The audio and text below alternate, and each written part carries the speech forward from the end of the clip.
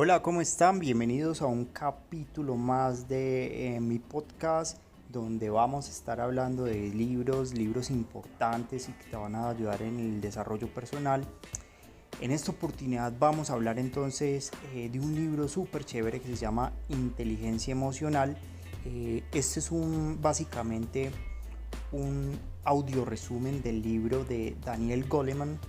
Y pues alrededor de este audio pues van a escuchar básicamente las ideas principales del libro. Ya cada uno hará sus reflexiones y bueno, espero les guste mucho. Antes de empezar, una invitación muy especial, y es que se suscriban al canal acá abajo dándole en suscribir y activando la campanita para que no se pierdan los nuevos videos. Les recuerdo que entonces acá abajo en la descripción les estaré dejando las ideas principales por si necesitan tenerla a la mano y bueno, copiarlas. Empecemos entonces. El coeficiente intelectual popularmente es sinónimo de inteligencia. Sin embargo, estudios muestran que la capacidad cognitiva que mide el CI o coeficiente intelectual solamente aporta el 20% de lo necesario para el éxito en la vida. El resto tiene que ver con las habilidades emocionales que usted sea capaz de desarrollar frente a cada situación. La inteligencia emocional es la capacidad de ser consciente de sus propias reacciones voluntarias a nivel emocional, así como de gestionarlas adecuadamente antes de que secuestren su cerebro. Adquirir conciencia y control de sus propias reacciones emocionales mejorará todos los aspectos de su vida.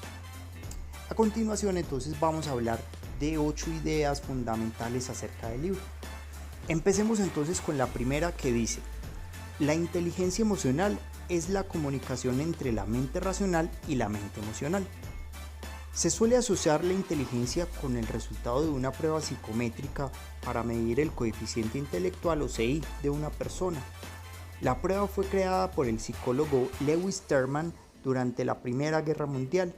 Su objetivo era clasificar la capacidad de 2 millones de varones estadounidenses para resolver problemas de tipo lógico, matemático y verbal. Este tipo de capacidades están asociadas al logro académico y al éxito profesional, y son lo que la gente asocia con una persona inteligente.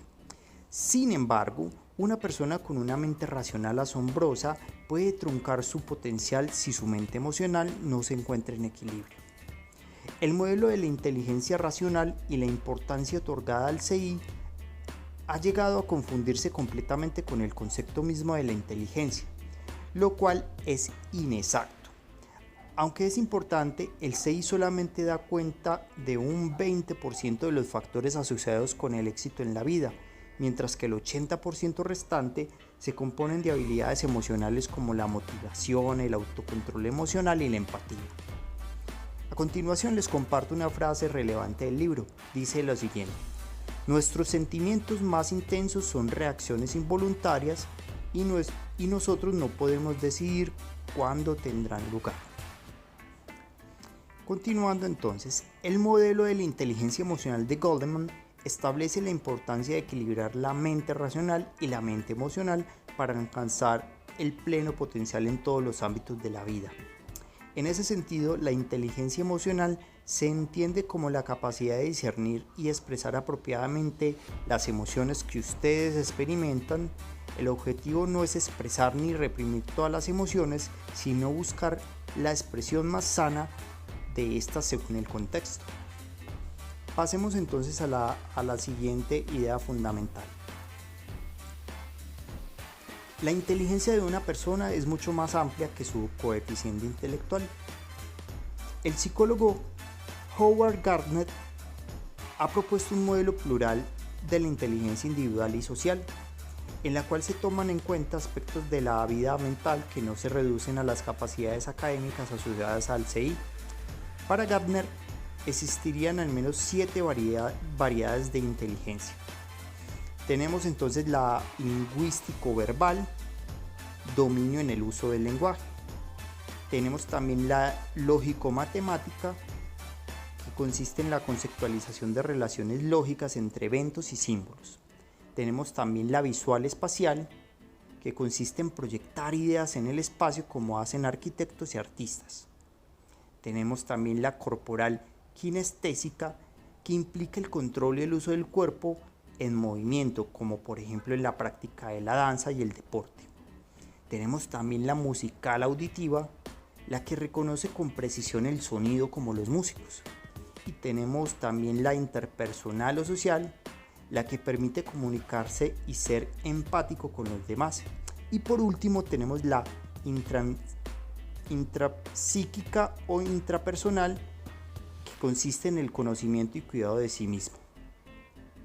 Pasemos entonces a la siguiente idea. La emoción es el movimiento metafórico entre un estado de ánimo y otro.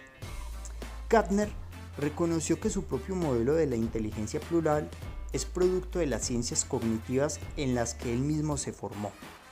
Este modelo sigue enfatizando los aspectos intelectuales o cognitivos de la mente. A pesar de que en entrevistas posteriores Gardner reconoció que su teoría de la inteligencia en realidad es un modelo de cómo hacer inteligibles las emociones que atraviesan las relaciones de una persona consigo misma y con los demás, en otras palabras, prácticamente cualquier proceso mental, incluso aquellos que parecen más abstractos y analíticos, involucran la capacidad de reconocer y regular las propias emociones. A pesar de sus limitaciones, a partir de la publicación del estudio de las inteligencias plurales, los científicos consideraron nuevos tipos de inteligencia, como la colectiva y la emocional. La palabra emoción proviene del latín emotio, que significa mover o trasladar. De este modo, la emoción se entiende como un movimiento o modificación en los movimientos de una persona. Las emociones son sus pensamientos, sentimientos, estados biológicos y psicológicos, así como las tendencias a la acción que caracterizan su comportamiento. Les comparto una frase relevante del libro. Nos dice: en realidad existen más sutilezas en la emoción que palabras para describirlas.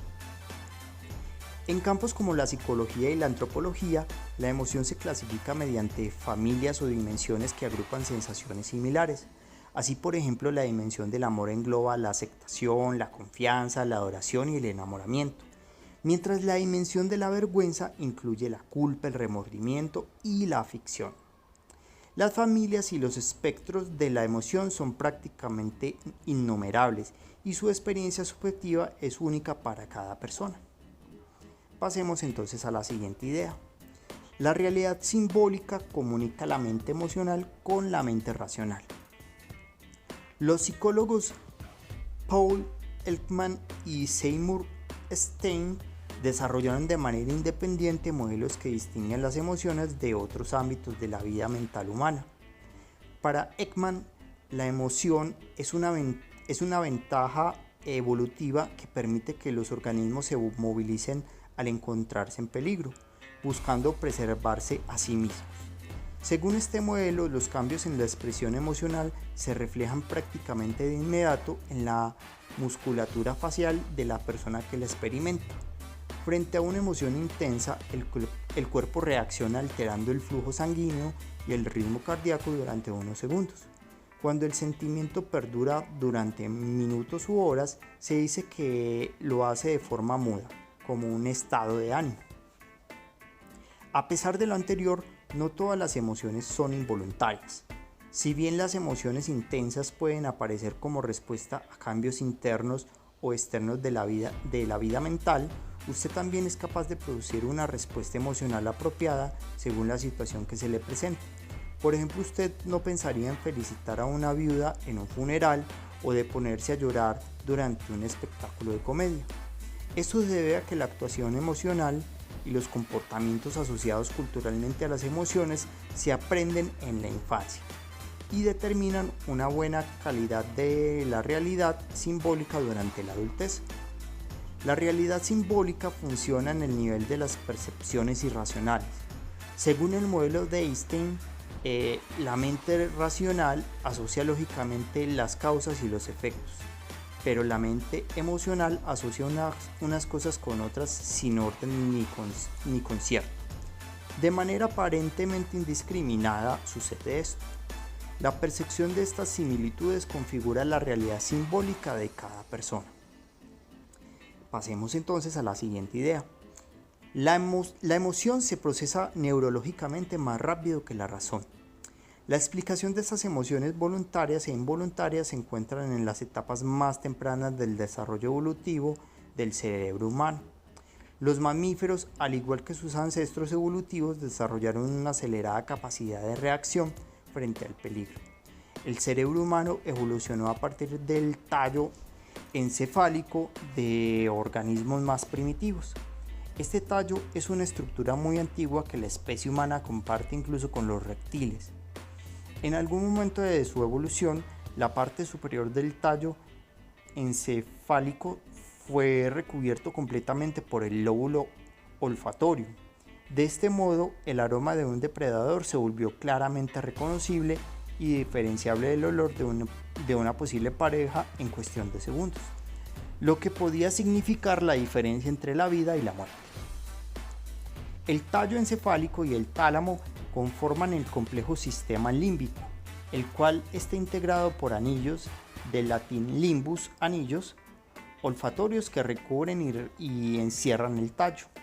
Esta estructura es un eficiente recurso evolutivo que le permitió al cerebro recordar y aprender las soluciones que había funcionado en el pasado, incluso los eventos que no experimentó directamente, así como reconocer los signos de un peligro actual a partir de las experiencias anteriores. Se trató de invención del aprendizaje y la memoria. Una frase importante del libro nos dice: ser conscientes de uno mismo, en suma, es estar atento a los estados internos sin reaccionar ante ellos y sin juzgarlos.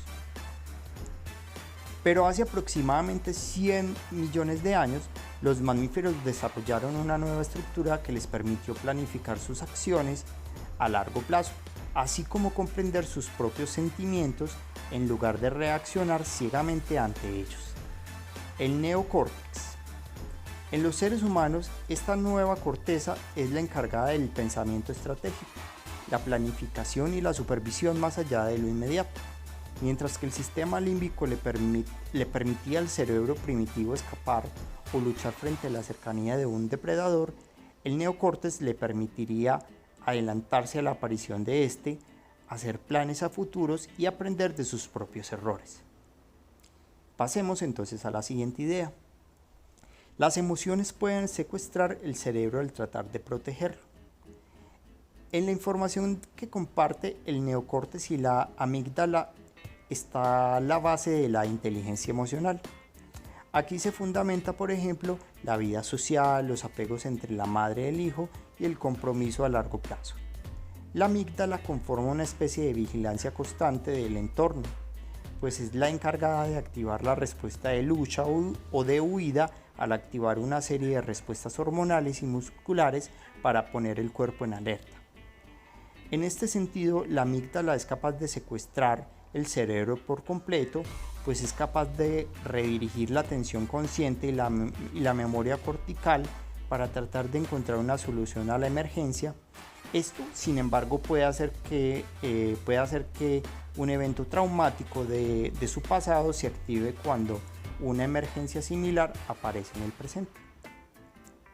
Una frase relevante del libro nos dice: el hecho de que el cerebro emocional sea muy anterior al racional y que éste sea un derivado de aquel, revela con claridad las auténticas relaciones existentes entre el pensamiento y el sentimiento. Esto es posible a través del tálamo, el cual recoge las señales sensoriales provenientes de los ojos y de los oídos y las comunica a la amígdala y al neocórtex. Estudios recientes han demostrado que existe una suerte de atajo entre el tálamo y la amígdala, por lo que la información de los sentidos viaja primero a la zona de los recuerdos infantiles e inconscientes y posteriormente al neocórtex, la zona donde la razón y el pensamiento lógico están más presentes. Esta construcción permite que la amígdala responda incluso antes que el neocórtex frente a los estímulos exteriores, identificando posibles emergencias a través de reacciones internas que usted experimenta en forma de emociones.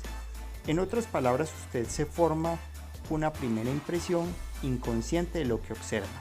Escucha y recuerda a través de la amígdala y posteriormente el neocórtex busca una respuesta adecuada y proporcional para cada situación. Pasemos a la siguiente idea. La alfabetización emocional es la adquisición de un vocabulario y una disposición para comunicar sus propias emociones. Los conflictos en el hogar, la escuela, la calle o el lugar de trabajo son inevitables, pero pueden adquirir proporciones colosales y trágicas si los involucrados no son conscientes de las emociones que los atraviesan. Existen diversas formas de identificar las reacciones inconscientes que provienen del tálamo y situarlas en el consciente del neocórtex para evitar que se salgan de proporción y darles salidas adecuadas culturalmente. La alfabetización emocional desde temprana edad consiste en un entrenamiento que invita a los niños a identificar sus propias emociones mediante un vocabulario especializado, pero que es simple, que les ayude a adquirir una perspectiva psicológica entre su conciencia y sus emociones, de manera que no se vean abrumados durante un estallido emocional. Buena parte de los programas de alfabetización emocional se centran en la resolución de conflictos prácticos. Por ejemplo, el pedirle a los participantes que se pongan en el lugar de alguien que enfrenta gran estrés y de esta forma se fortalece la empatía. A partir de la identificación de emociones muy básicas y generales como la felicidad o el enojo, se aprende a identificar otras más complejas y específicas como los celos y la culpa. Atravesar un proceso de alfabetización emocional permite enfrentar mejor los retos de la vida, sin importar la edad en que se realice esto. Puede hacerse mediante talleres y cursos o bien con el apoyo de un profesional de la salud mental. Es útil tanto para niños pequeños en edad escolar como para ejecutivos que lidian con grandes cargas de estrés y responsabilidad en su lugar de trabajo. La siguiente idea nos dice: el desarrollo de habilidades emocionales puede comenzar en cualquier momento de la vida. Las habilidades emocionales representan lo que antes se llamaba educación moral y que muchos filósofos desde Aristóteles han nombrado como carácter. Aprovechar las emociones de manera productiva le permitirá ser más responsable de usted mismo, concentrarse y prestar mucha atención, evitar los impulsos agresivos e incluso mejorar en su rendimiento académico y laboral. La verdadera inteligencia emocional se establece a partir de la identificación de las emociones que lo atraviesan, así como de poseer las herramientas que le permitan saber retrasar sus intereses e impulsos inmediatos en favor de los beneficios sociales. Tome en cuenta que todas estas habilidades se relacionan muy de cerca unas con otras y tienden a formar vínculos virtuosos que algunas de las habilidades emocionales más importantes son: autodisciplina, capacidad para dirigir el propio comportamiento hacia actividades constructivas. Es indispensable para poder vivir en una comunidad, pues el dominio de sí mismo, entendido como la inhibición de los impulsos inmediatos de gratificación, le permitirá canalizar sus impulsos hacia fines prosociales. También se les llama autocontrol. Automotivación. La fuerza interna para impulsarse a realizar tareas o trabajos sin contar con una autoridad externa que lo presione a realizarlas. A diferencia de motivadores como el dinero o el estatus, la automotivación proviene de la ética y la perseverancia emocional con la que usted encare sus tareas cotidianas. Control de impulsos. Reconoce la diferencia entre sus sentimientos y sus acciones, de manera que no se confunda con la práctica. Sentir algo y reconocer dicha emoción es un primer paso para evitar que se apodere de usted o que lo haga actuar en una dirección antisocial. Controlar el impulso de actuar se consigue mediante la identificación de consecuencias y alternativas de actuación. Diferir gratificaciones. Se trata de una inhibición o represión de un placer o recompensa inmediata en favor de otro placer o recompensa posterior. Según el investigador Walter Mischel, Demorar las gratificaciones en favor de metas autoimpuestas constituye la esencia misma de la autorregulación emocional. Regulación de estados de ánimo. En la gestión del estado emocional, para convertir las emociones negativas en positivas, esta regulación puede venir de la meditación, la práctica del mindfulness, la psicoterapia, el uso controlado de fármacos psiquiátricos, incluso de ejercicio de pasatiempos. Empatía. Capacidad de sentir desde el punto de vista de los demás. No se trata de comprender solamente desde lo intelectual, sino compartir con el otro un estado emocional y hacerlo sentir escuchado. De esta forma hemos terminado el resumen del libro. Les agradezco por haber escuchado este audio y bueno, finalmente los invito a que a través de los comentarios me dejen lo que piensan, sus comentarios o recomendaciones, y también escucho acerca de otros libros que quieren o que les gustaría escuchar el audio resumen. Hasta una próxima oportunidad y muchas gracias.